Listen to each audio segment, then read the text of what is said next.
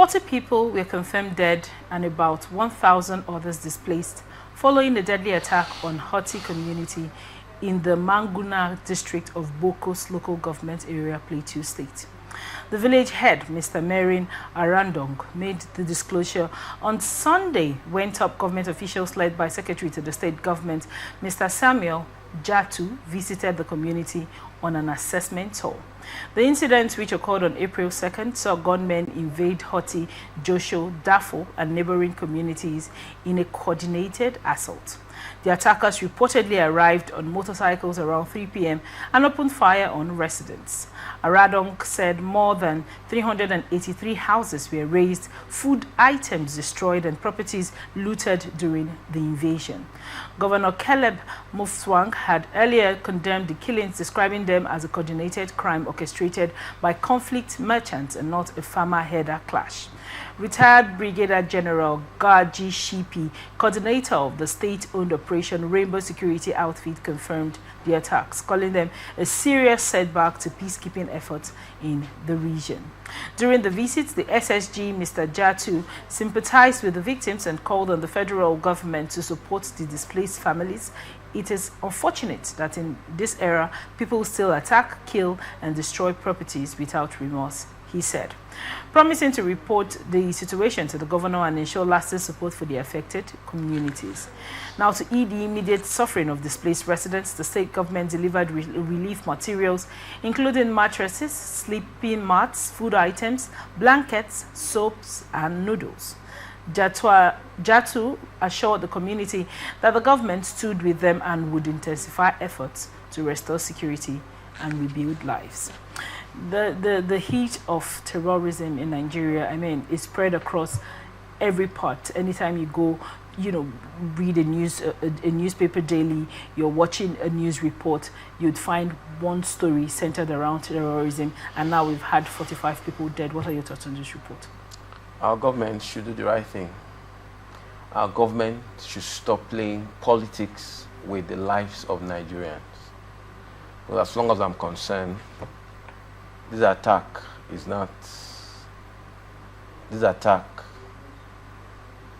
one or two government officials were aware on it. Some security operatives may also be involved with it. Because if we look at this attack, these are not headers, like they said. So I don't know the purpose, I don't know the reason for the attack. I don't know the aim, I don't know why they did what they did. But the truth of the matter is that I think it's high time our government put aside their selfish ambitions and safeguard the life of the people they want to rule. Now, we've been calling for the government to do something. And I'm sure people in Plateau have previously called on the government to do something as regards the insecurity. But you find out that the pleas of the people is usually not seemingly responded to. Like if you look at the case of Uromi, they have complained over time.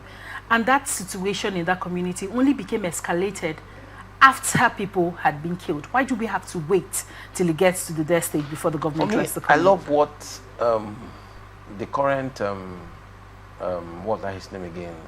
Is it the DSS boss? Yes. The current DSS boss. I love what he said. There was this program they just finished. And he was saying something. He said what he will encourage is that every community should arm themselves. He gave instances, one of the communities where he served before as a police, what. He said that in that community, herders actually came to attack, but the community was armed. The community dealt with the terrorists mercilessly, and they never came back to that community again. He gave another instance, like 3 instances. So he said the only thing is this: let the state governors allow the communities to be trained and armed. Because if all the communities in Nigeria have their vigilantes trained and armed, this thing will not continue. So if every community has their vigilante, there's been calls for, state-owned security outfits.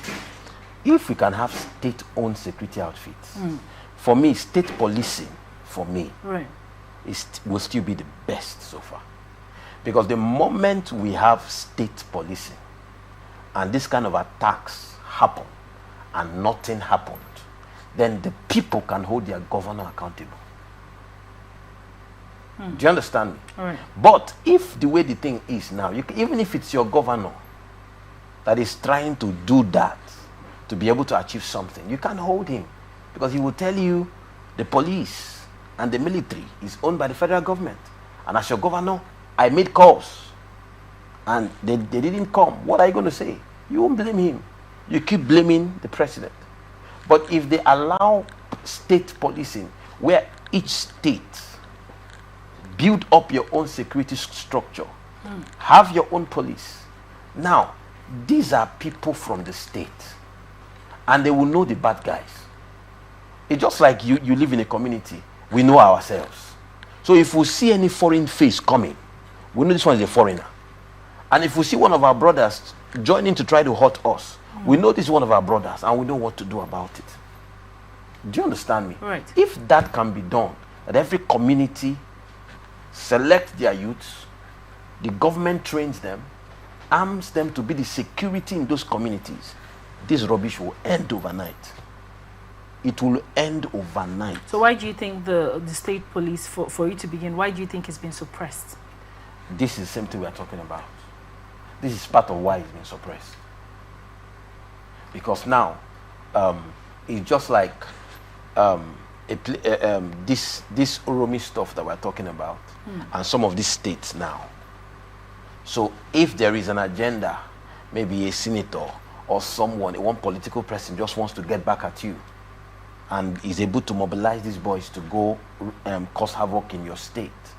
Now, you can't be able to defend yourself because your people are not permitted to carry arms. So, because the moment that happens, the federal loses control to a large extent. The federal loses control to a large extent. There are some things now before the president does in any state, he will have to dialogue well with the governor. So that's also why they don't want to. Because if they do it, the states will have power. The state can say, we don't want this, we don't want this, we don't want this, and it stands. Do you understand? Right. So that's it. If you check the US, most times in the US, what you have as, whenever the federal, like the president wants to get involved in anything, that's when you see them bring out what they call the National Guard. The National Guard, once they show up, you know that this is no longer a state thing. This is coming from the White House. Because every state have their own security. Yeah. Every state have their own security, have their own police. It's not controlled from, you understand, when it comes to police. It's state policing that they do over in the US. It's when it comes to the military, the Navy, that becomes a federal stuff. So when there's a state of emergency in any state, and the government, the president wants to take over a state, what you see them deployed, and when National Guard arrives, you know that there's trouble. And it's not all the time that happens. It's in extreme cases. So if we can do that in Nigeria, that's why you can see some governors in the US challenging the president and saying certain things, saying their mind. Some of them will even say the president will not be allowed into our state. Do you understand me? Right. So why? Because they are responsible for their people. And it is easier for me to blame the governor of my state if I know something goes wrong and I know he's the 100% in charge. We've seen situation in Amechi's time when the federal government withdrew police from him because the federal government felt he was not loyal. They withdrew police.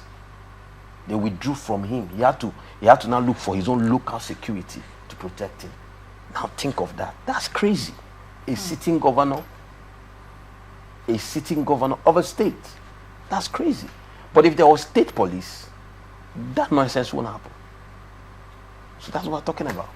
Now, you've gone through the essentials, as it were, of state police being a solution to this problem. This is not an isolated case as regards Plateau State. I mean, we are all Nigerians in Nigeria, and the least we expect is at least for us to be safe. Now, even with the youth service, there's a place like Bauchi and Co. Many coppers are asked, if you don't want to go there, if you're not comfortable, you can, you know, write to us and we'll redeploy you and all of that. Now, do you think that the government is doing enough as regards security in Nigeria? Government is not doing enough. Well, you and I can see it now. You and I can see it. It's so clear, it's so glaring. Even in the part of the policemen, how much are they paying them? What's the motivation to go and die?